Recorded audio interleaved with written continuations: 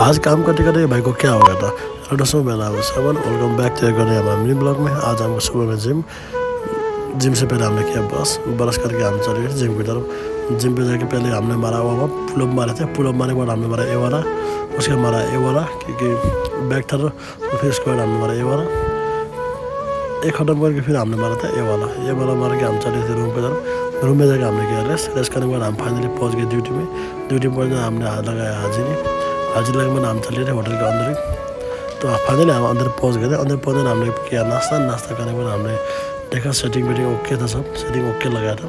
उसके बाद हमने बनाया ग्रीन चटनी का स्टॉक हमारा खत्म हो गया था क्योंकि कल ऑर्डर बहुत गया था इसलिए।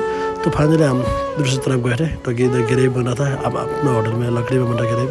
तो फाइनली देख रहे आपको मालूम पड़ गया भाई रो रहा था, पता नहीं क्योंकि उसके घर के आ रहे थे बने। उसके हमने किया सलाद को कट करके हमने चल रहे रेस्ट करने के बाद हम थोड़ा आज ये गया था अपने लिए कपड़े, क्योंकि हमारे पास कपड़े थोड़ा पुराने हो गए थे। तो हम चले थे रूम की तरफ।